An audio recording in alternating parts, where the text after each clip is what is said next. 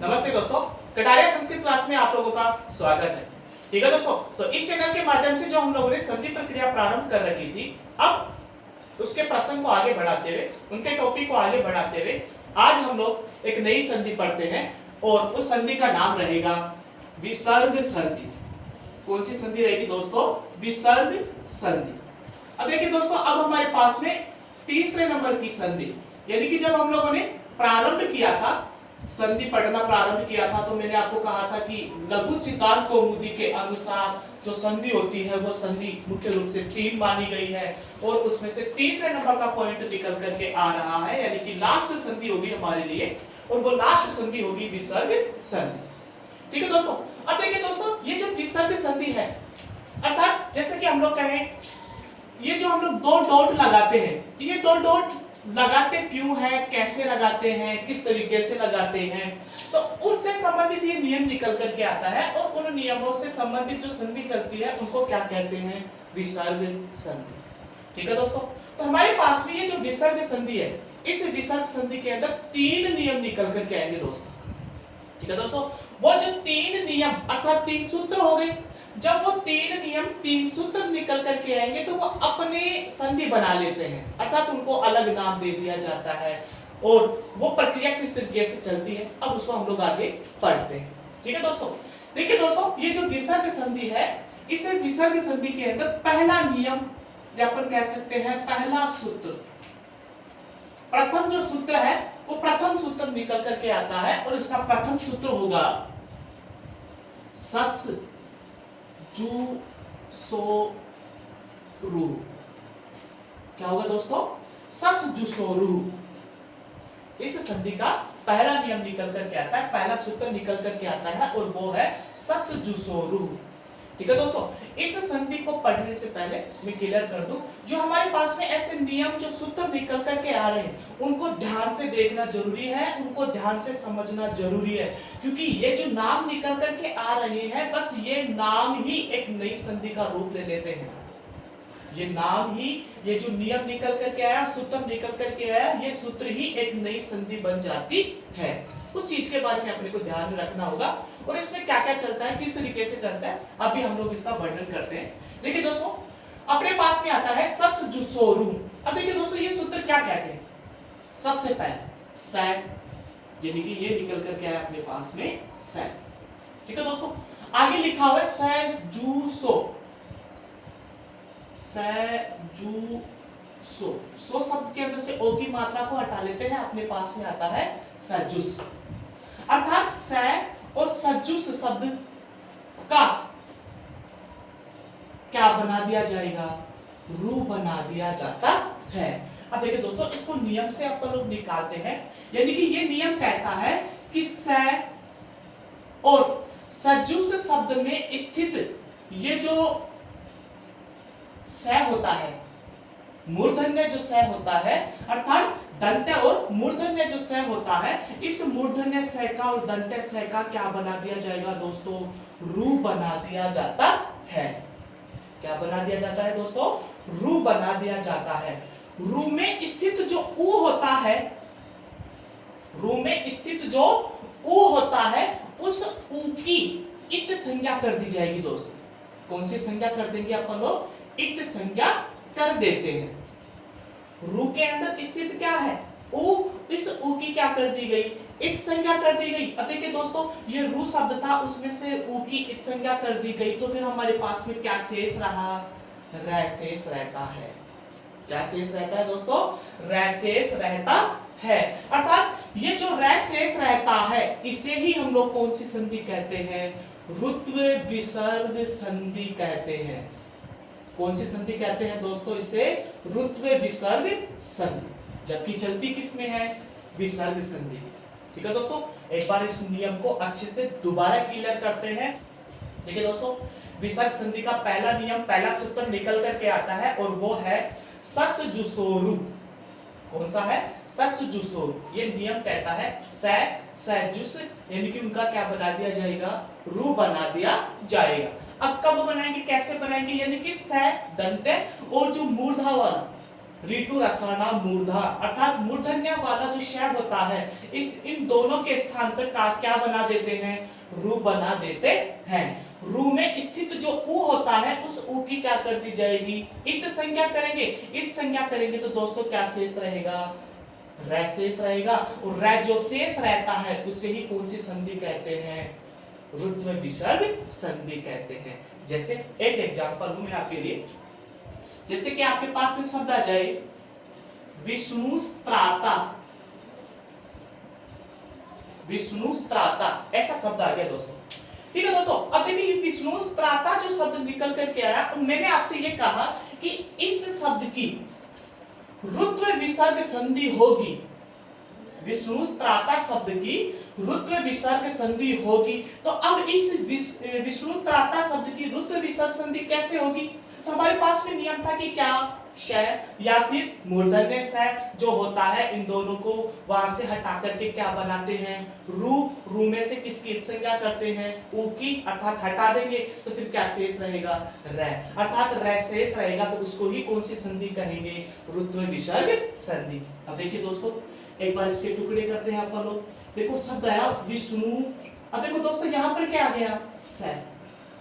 स के बाद में हमारे पास शब्द क्या लिखा हुआ है, त्राता। शब्द क्या लिखा हुआ है, त्राता। तो इसने कहा कि रुद्र विसर्ग संधि कीजिए, तो रै के स के स्थान पर हम लोग क्या बनाएंगे, रू। रू में से किसकी इत संज्ञा करेंगे, ऊ की। ऊ की इत संज्ञा करेंगे तो हमारे पास में क्या शेष रहेगा, रै शेष रहेगा। तो इसको हम लोग जोड़ते हैं, वी आधा श नु, और उसके बाद में हम लोगों ने लिख लिया रै। रै लिखा तो उसको क्या करेंगे, हलंत, और आगे कौन सा शब्द शेष रह गया दोस्तों, त्राता। इसको ऐसे कैसे जोड़ देंगे, तो शब्द क्या बन गया, विष्णु रै त्राता, विष्णु रै त्राता। और इस शब्द को, अर्थात यहाँ पर ये जो प्रक्रिया हुई, इस प्रक्रिया को ही हम लोग कौन सी संधि कहते हैं, रुद्र विसर्ग संधि। ठीक है दोस्तों, तो हमारे पास में कैसा भी एग्जाम्पल लिखा हुआ है, उस एग्जाम्पल के अंदर यदि श या षटकोण वाला स निकल करके आ जाए तो उसके स्थान पे अपने को क्या बनाना है, रै बनाना है, और रै को ही कौन सी संधि कहा जाएगा, रुद्र विसर्ग संधि। ऐसे ही हमारे पास में नेक्स्ट एग्जाम्पल एक और लेते हैं, जैसे कि सेकंड नंबर पे आ गया नमस्ते, ऐसा शब्द है दोस्तों, नमस्ते।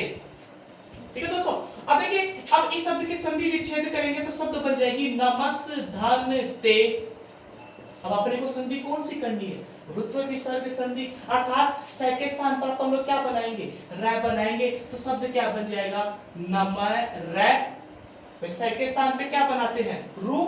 रू में से किसकी संज्ञा करते हैं, ऊ की, और हमारे पास में क्या शेष रहेगा, रै। तो शब्द क्या बन जाएगा, नमर, और उसके बाद में शब्द क्या जोड़ देंगे दोस्तों, ते। तो ये जो हमारे पास में प्रक्रिया निकल कर के आई उसे ही हम लोग कौन सी संधि कहते हैं, रुद्र विसर्ग संधि। अर्थात दोस्तों पहला नियम निकल कर के आया ससुजुसोरु, अर्थात रुद्र विसर्ग संधि कहते हैं। रुद्र विसर्ग संधि में क्या शेष रहता है, रै शेष रहता है। ठीक है दोस्तों, ये दोनों एग्जाम्पल याद रखना। इसके बाद में हम लोग जैसे ही तीनों नियम कंप्लीट करेंगे तो हम लोग एग्जाम्पल लिखेंगे, और एग्जाम्पल लिख करके उसके बाद में इनको अलग अलग तरीके से अपन लोग निकालते रहेंगे। अब आगे बढ़ते हैं दोस्तों। अब हमारे पास में आता है सेकंड नंबर का नियम। ये तो फर्स्ट था ससुजुसोरुहु। अब इसके बाद में सेकंड नंबर का नियम अपन कहें, सेकंड नंबर का सूत्र, और वो निकल करके आता है खर वसानियो विसर्जनीय, खर वसानियो विसर्जनीय है। ठीक है दोस्तों, यहां पर देखिए खर वसानियो विसर्जनीय है। अब देखिए दोस्तों सबसे पहले हमारे पास में निकल करके आया खर। खर का मतलब होता है दोस्तों खर प्रत्याहार। खर शब्द का अर्थ क्या हो गया, एक प्रत्याहार हो गया। अब इस खर प्रत्याहार में कौन कौन से वर्ण होते हैं, देखिए दोस्तों खर प्रत्याहार में वर्ण होते हैं वर्ग का पहला और दूसरा। कौन सा होता है, वर्ग का पहला और दूसरा। इनके अलावा स, श और स, अर्थात ये तीनों से, दंत्य, मूर्धन्य और दंत, तालव्य, ऐसे ये तीनों से। फिर देखो यहाँ पर कह रहा है अवसानियों। अवसान का अर्थ होता है दोस्तों रुकना। विसर्जनीय है, अर्थात विसर्ग बना देते हैं। अब किनका बनाते हैं, तो खर प्रत्याहारी लिखे हुए हैं। अब इसको हम लोग अलग तरीके से अर्थात इस सूत्र को इसके साथ में जोड़ करके उपयोग में लेते हैं, क्योंकि दोस्तों ये जो तीन सूत्र है वो एक दूसरे के जुड़े हुए हैं, क्योंकि ये सूत्र नहीं होता तो फिर ये काम नहीं करता। इसलिए इस सूत्र में अपने पास में निकल करके आया था कि शय और सै ये जो होते हैं, अर्थात इनके आगे खर जो वर्ण है, इन खर वर्णों को छोड़कर अलावा लिख लेते हैं अपन, इन खर वर्णों को छोड़कर बाकी के कैसे भी व्यंजन लिखे हुए हो तो स और श के आगे यदि खर प्रत्याहार के वर्णों को छोड़कर कैसे भी व्यंजन लिखे हुए हो तो इन दोनों के स्थान पर अर्थात श दंत्य और मूर्धन्य श के स्थान पर क्या बना दिया जाएगा दोस्तों, विसर्ग बना दिया जाता है। क्या बना दिया जाता है, विसर्ग बना दिया जाता है। तो बात देखिए दोस्तों, सेकंड नंबर का सूत्र क्या कहता है, खर वसानियो विसर्जनीय है, अर्थात श और श दंत्य और मूर्धन्य श के आगे यदि खर प्रत्याहार के वर्णों को छोड़कर या इसके अलावा और कोई व्यंजन हो तो स और श के स्थान पर क्या बना देंगे दोस्तों, विसर्ग बना देते हैं। जैसे एक एग्जांपल लेते हैं अपन, जैसे कि हम लोगों ने अभी जो एग्जांपल लिया था, अब उस एग्जांपल को आगे बढ़ाते हैं। देखिए दोस्तों, अपन लोगों ने पहला एग्जांपल लिया था विष्णु प्रातः। अब मैं आपसे ये कह रहा हूं कि ये जो शब्द है विष्णु प्रातः, जो शब्द है, इस विष्णु प्रातः शब्द की रुद्व विसर्ग संधि कीजिए। कौन सी संधि दोस्तों, रुद्व विसर्ग संधि। तो रुद्व विसर्ग संधि करेंगे तो हमारे पास में बनेगी इसकी विष्णु स आ गया, तो स का हम लोग क्या बना देते हैं दोस्तों, र, क्योंकि रुद्व में क्या शेष रहता है, र शेष रहता है। तो शब्द क्या बना, विष्णु र, और उसके बाद में हमारे पास में क्या आया दोस्तों, प्रातः। क्लियर है यहाँ पर।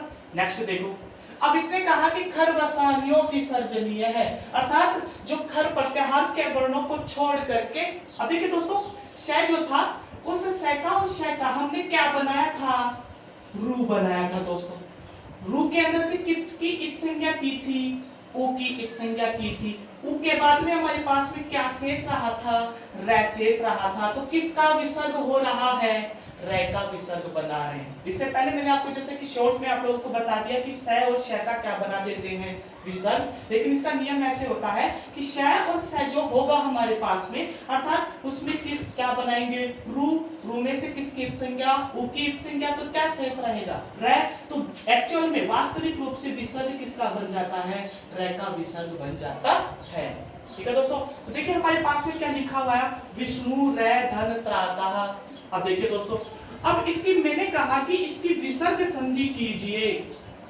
क्या करेंगे दोस्तों, विसर्ग संधि करेंगे। विसर्ग संधि करेंगे तो शब्द क्या बन जाएगा, विष्णु, र का क्या बन जाता है दोस्तों, विसर्ग। तो अपने को याद रखना है कि श और श लिखे हुए हो या फिर र लिखा हुआ हो तो इनका क्या बना दिया जाएगा, विसर्ग बना दिया जाएगा। तो शब्द बन गया विष्णु धन प्रातः। तो अपने पास में विष्णु प्रातः शब्द की संधि विच्छेद, विसर्ग संधि विच्छेद क्या होगी, विष्णु धन प्रातः। ठीक है दोस्तों। नेक्स्ट एग्जांपल ऐसा एक और निकालते, जैसे कि हम लोगों ने सेकंड एग्जांपल लिया था नमस्ते। कौन सा शब्द लिया था दोस्तों, नमस्ते। मैंने आपसे ये कहा कि इस शब्द की रुत्व विसर्ग संधि कीजिए। तो रुत्व विसर्ग संधि करेंगे तो हमारे पास में इसकी संधि विच्छेद हो जाएगी नमर धन ते। क्या हो जाएगी दोस्तों, इसकी नमर धन ते, क्योंकि र शेष रखने को ही क्या कहते हैं, रुत्व विसर्ग संधि। अब मैंने कहा कि इसकी कौन सी संधि करनी है, विसर्ग संधि करनी है। तो मैंने आपको कहा कि जहां पर भी ये श या फिर मूर्धन्य वाला स हो, उसका हम लोग क्या बना देते हैं, रू में से अपने पास में क्या शेष रहता है, र शेष रहता है। तो जो र शेष रहता है उसका क्या बना देंगे, विसर्ग बना देंगे। तो शब्द क्या हो गया, नमः धन ते। और इस प्रक्रिया को ही हम लोग कौन सी संधि कहेंगे दोस्तों, विसर्ग संधि कहते हैं। इसको ही हम लोग क्या कहते हैं, विसर्ग संधि। ऐसे ही जैसे कि मैं नेक्स्ट एग्जांपल आप लोगों को एक और दूं, जैसे कि शब्द आ जाए अपने पास में देवस्त्राता, ऐसा शब्द आ गया दोस्तों, तीसरे नंबर की संधि सॉरी एग्जांपल देवस्त्राता।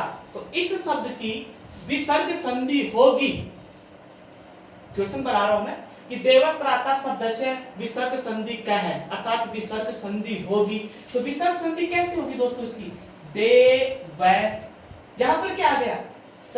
अब स के बाद देखो दोस्तों प्रक्रिया चल रही थी, लेकिन आपने याद कर रखा है कि स का क्या बन जाता है, विसर्ग बन जाता है। तो अपन लोगों ने क्या कर दिया, देव है, और उसके बाद में हम लोगों ने यहाँ पे लिख दिया त्राता। तो शब्द क्या बन जाएगा दोस्तों, देवस्त्राता। ठीक है दोस्तों, अब यही एग्जांपल है, इस एग्जांपल के अंदर मैंने कहा कि इसकी रुत्व विसर्ग संधि बनाओ। तो रुत्व विसर्ग संधि जब हम लोग बनाएंगे तो हमारे पास में क्या बन जाएगा, देव। ठीक है दोस्तों, से आ गया, से के अंदर अपन को देखो क्या कर रहे हैं, रू, रू में से किसकी संज्ञा, उ की संज्ञा, क्या शेष रहा, र। अब इसको हम लोग जोड़ेंगे, देव र, र को क्या कर देंगे, हलंत, और उसके बाद में क्या जोड़ेंगे यहाँ पर, त्राता, देवर धन त्राता। तो वो कौन सी संधि कहलाएगी, रुत्व विसर्ग संधि। और र के स्थान पर हम लोग क्या लिख दें, विसर्ग लिख दें, तो कौन सी संधि कहलाएगी दोस्तों, विसर्ग संधि। ठीक है दोस्तों, तो ये थे हमारे पास में चलने वाले दो नियम। पहला नियम तो निकल करके आया सस चुसोरु, और दूसरा नियम निकल करके आया दोस्तों खरवसानियो विसर्जनीय है। अर्थात यानी कि हमारे पास में श और स जो होते हैं उनके अंदर आने वाला जो रू शब्द है, अर्थात उनका रू बना दिया जाता है, रू में से उ की संज्ञा कर देते हैं, और उ की संज्ञा करने के बाद में रैशेष रहता है। तो जो रैशेष रहता है उसी का क्या बना देते हैं, विसर्ग बना देते हैं। तो दोस्तों सस जुसोरु, इसका हम लोगों ने एक नाम लिखा था, कौन सा, रुत्व विसर्ग संधि, विसर्ग संधि। इसको तो कौन सी कहते हैं, रुत्व विसर्ग संधि। और खरवसानियो विसर्जनीय यस्य सह, इसको हम लोग कौन सी संधि कहते हैं, विसर्ग संधि। अब ऐसा ही क्वेश्चन निकल करके आ सकता है दोस्तों एग्जाम के अंदर, लिखा हुआ जाए रुत्व विसर्ग संधि भवति, रुत्व विसर्ग संधि होती है, तो वहां पर प्रथम सूत्र लिखा हुआ होगा, द्वितीय सूत्र लिखा हुआ होगा, तीसरा जो अभी हम लोग आगे पढ़ेंगे वो तीसरे नंबर का सूत्र भी लिखा हुआ होगा। तो हमसे क्वेश्चन कौन सा किया, रुत्व विसर्ग संधि। तो उस समय अपने को आंसर क्या बताना है, सस जुसोरु। दूसरा क्वेश्चन निकल करके जाए कि विसर्ग संधि भवति, विसर्ग संधि होती है। तो ये तीनों सूत्र लिखे हुए आएंगे, तो तीनों सूत्रों में से कौन सा सूत्र ऐसा है जो विसर्ग संधि का कार्य करता है, तो कौन सा होगा, खरवसानियो विसर्जनीय है। तो उस ऑप्शन को अपन लोग राइट कर देंगे। ठीक है दोस्तों, अब नेक्स्ट तीसरे नंबर का नियम निकल करके आता है, और तीसरे नंबर का जो सूत्र है वो होगा हमारे पास में विसर्जनीय सह,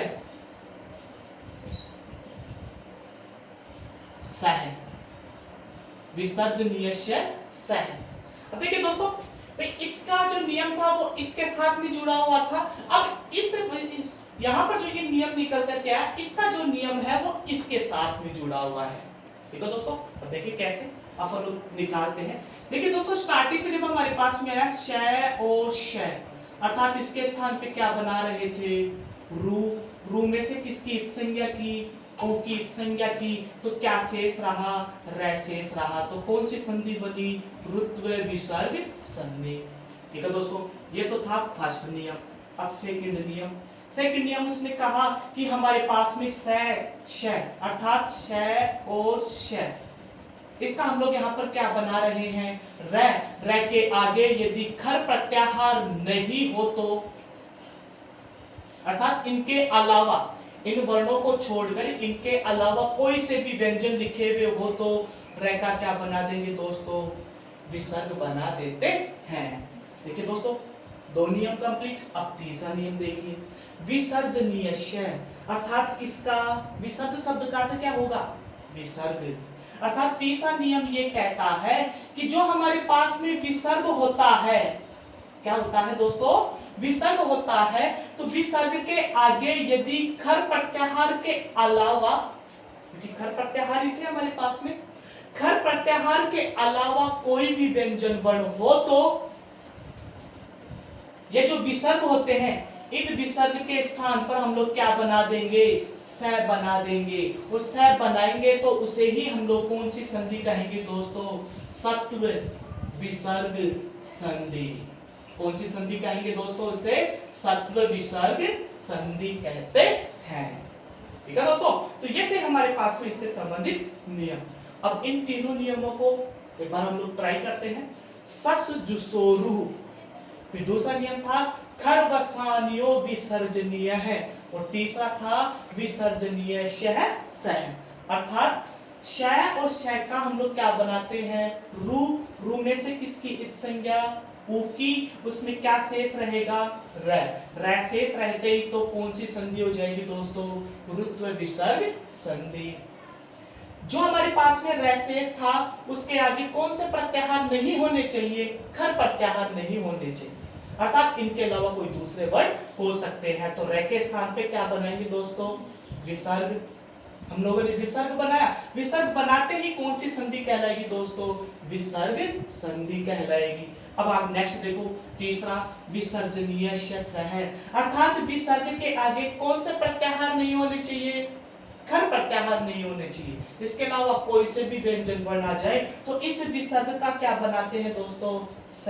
और स बनाते हैं तो इसको हम लोग कौन सी संधि कहते हैं, सत्व विसर्ग संधि। कौन सी संधि कहते हैं दोस्तों, इसे सत्व विसर्ग संधि। जैसे हम लोग एग्जाम्पल, जो फर्स्ट एग्जाम्पल ले रखे थे, अब उसको आगे बढ़ाते हैं दोस्तों, क्योंकि हमको वो ही चीज जल्दी समझ में आएगी। अब देखिए दोस्तों, हम लोगों ने पहला एग्जाम्पल लिया था विष्णु त्राता, ऐसा शब्द लिया हम लोगों ने। ठीक है दोस्तों, मैंने आपको ये कहा था कि इसकी रुत्व विसर्ग संधि बनाओ, तो आप लोगों ने इसकी रुत्व विसर्ग संधि बनाई थी, विष्णु रै धन त्राता, क्योंकि रै बनाने को ही क्या कहते हैं, रुत्व विसर्ग संधि। नेक्स्ट सेकंड देखिए दोस्तों, मैंने आपको ये कहा कि अब रुत्व विसर्ग संधि नहीं बनानी है, आपको कौन सी बनानी है, विसर्ग संधि। विसर्ग संधि बनाएंगे तो शब्द क्या बन जाएगा, विष्णु, और क्या बना दिया हम लोगों ने, विसर्ग, और उसके साथ में अपन लोगों ने क्या जोड़ दिया, त्राता। तो कौन सी संधि होगी दोस्तों, विसर्ग संधि। मैंने आपको ये कहा कि आपको नहीं तो रुत्व करनी है, न विसर्ग संधि करनी है, आपको तीसरी संधि बनानी है, सत्व विसर्ग संधि होगी। तो सत्व विसर्ग संधि होगी तो देखो दोस्तों, हमारे पास में ये जो विष्णु शब्द आया, ये जो विसर्ग था, इस विसर्ग का हम लोग क्या बना देंगे, स, आधा स बना देंगे, उसके साथ में क्या जोड़ देंगे दोस्तों, त्राता। तो शब्द क्या बन गया, विष्णु त्राता। अर्थात प्रथम जो हमारे पास में शब्द था, वो शब्द कौन सी संधि का था हमारे पास में, सत्व विसर्ग संधि का था। ठीक है दोस्तों, ऐसे ही देखिए हमारे पास में नेक्स्ट एग्जांपल जो हम लोगों ने लिया था, नमस्ते शब्द, और उस नमस्ते शब्द को भी ऐसी कैसी हल करते हैं।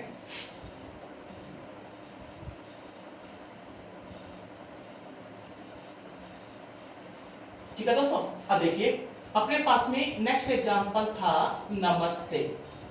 मैंने आपसे ये कहा था कि इस शब्द की संधि विच्छेद कीजिए, अर्थात रुत्व विसर्ग संधि होगी तो क्या बनाएंगे दोस्तों, इसका नमर धन ते। क्या बनाएंगे इसका, नमर धन ते। अर्थात रै शेष रहता है तो उसे कौन सी संधि कहते हैं, रुत्व विसर्ग संधि। नेक्स्ट मैंने कहा रुत्व नहीं, विसर्ग संधि बनाओ आप इसका। विसर्ग संधि बनाओगे तो फिर इस शब्द की विसर्ग संधि बनेगी, क्योंकि चाहे स लिखा हुआ हो चाहे र लिखा हुआ हो, किस में परिवर्तन कर देंगे, विसर्ग में परिवर्तन कर देंगे। तो शब्द क्या बन गया, नमः धन ते। तो कौन सी संधि हो गई, विसर्ग संधि। मैंने कहा ये रुत्व भी नहीं, विसर्ग भी नहीं, आपको कौन सी संधि बनानी है, सत्व विसर्ग संधि बनानी है दोस्तों। तो सत्व विसर्ग संधि बनाएंगे तो शब्द क्या आ गया, न मैं, देखिए दोस्तों आगे क्या लिखा हुआ है, ते, यानी कि वो खर प्रत्याहार नहीं है, क्योंकि वर्ग का पहला दूसरा श ये वर्ण होते तब तो नहीं होती, लेकिन यहाँ पर तो क्या आ गया, ते, इसका मतलब वर्ग का पहला वर्ण आ गया। तो देखो इसके स्थान पर अर्थात विसर्ग के स्थान पर हम लोग किसमें परिवर्तन कर देंगे, स में परिवर्तन कर देंगे। शब्द क्या आ गया, मैं आधा स, और उसके बाद में क्या आ गया दोस्तों, ते। तो शब्द क्या बन गया, नमस्ते। अर्थात नमस्ते शब्द ऊपर वाला मिल रहा है, इसका मतलब कौन सी संधि हो गई, सत्व विसर्ग संधि। ठीक है दोस्तों, अब इस संधि से संबंधित यदि कोई प्रॉब्लम हो तो आप कमेंट बॉक्स के अंदर सेंड कर सकते हैं, और इस संधि के मैं आपको कुछ उदाहरण दे रहा हूं, उन उदाहरणों को आप लोगों को हल करने होंगे। ठीक है दोस्तों, तो यह थी हमारे पास में चलने वाली विसर्ग संधि।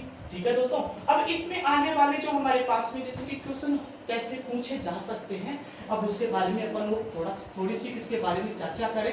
तो जैसे कि मैंने क्वेश्चन डाला आपके लिए, जैसे फर्स्ट क्वेश्चन है,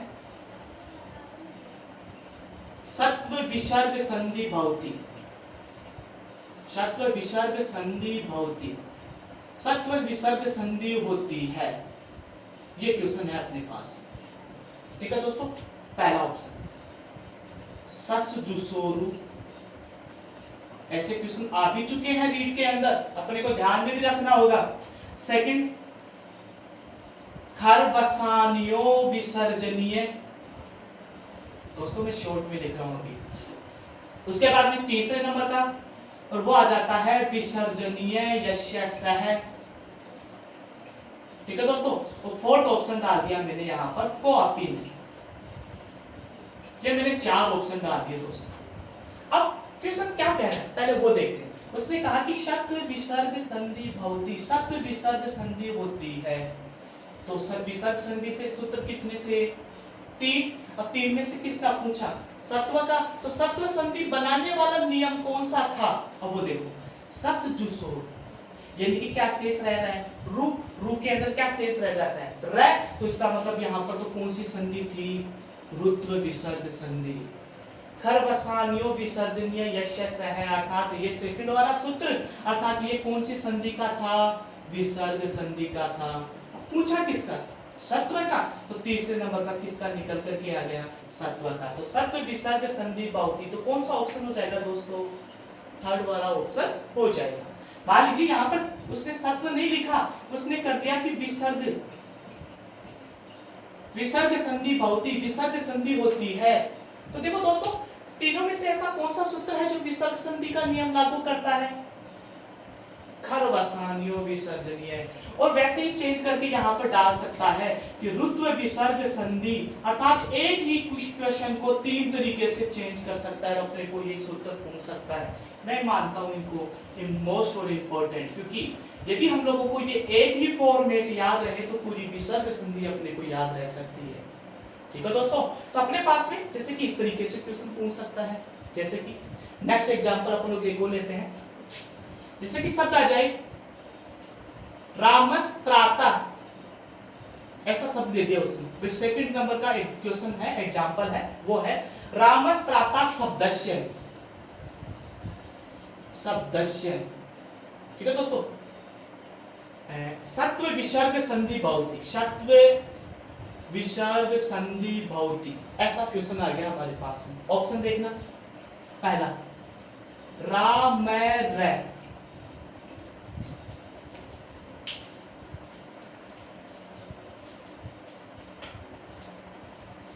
रा मैं रे, धन त्राता।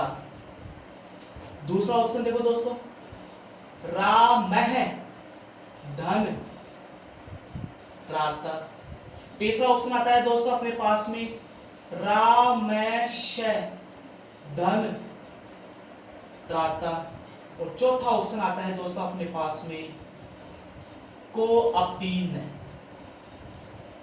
अब देखिए दोस्तों क्वेश्चन क्या कह रहा है, क्वेश्चन कह रहा है कि रामस्त्राता शब्दस्य सत्व विसर्ग संधि भवति। कौन सी संधि पूछ रहा है, सत्व विसर्ग संधि। तो सत्व विसर्ग संधि के अंदर जो विसर्ग था उस विसर्ग का क्या बना रहे थे, स बना रहे थे। तो देखिए दोस्तों इन तीनों में से कौन सा ऑप्शन, थर्ड वाला ऑप्शन। तो अपन लोग कौन सा ऑप्शन राइट करेंगे, थर्ड वाला। ठीक है दोस्तों, मान लो उसने सत्व नहीं किया, उसने यहाँ पे लिख दिया विसर्ग संधि भवति रामस्त्राता शब्दस्य विसर्ग संधि भवति, विसर्ग संधि होगी तो विसर्ग संधि कौन सी होगी दोस्तों, यानी कि जो भी स और र जो आएगा उसका क्या बना देंगे, विसर्ग बना देंगे, तो शब्द क्या हो जाएगा राम है धन त्राता। तो फिर कौन सा ऑप्शन होगा, सेकंड वाला। उसने कहा कि जैसे कि एग्जामिनर ने पूछ लिया कि ऋत्व विसर्ग संधि भवति, ऋत्व विसर्ग संधि होगी, तो फिर कौन सा ऑप्शन होगा, रामर धन त्राता। ठीक है दोस्तों, ये थी हमारे पास में चलने वाली कुछ संधियां जिनके बारे में हम लोगों ने इस चैनल के माध्यम से पढ़ा। यदि फिर भी आपको कोई दिक्कत हो रही हो तो, या फिर कोई एग्जाम्पल आपको समझ में नहीं आ रहा है तो आपको जैसे कि यहाँ पर एक नंबर दिए जाएंगे, फोन नंबर दिए जाएंगे और उनके ऊपर आप लोग कॉन्टेक्ट करके आप लोग उनसे आंसर भी पूछ सकते हो। यदि ये चैनल आप लोगों को पसंद आया हो तो आप इस चैनल को लाइक करें, शेयर करें और सब्सक्राइब करें। धन्यवाद दोस्तों।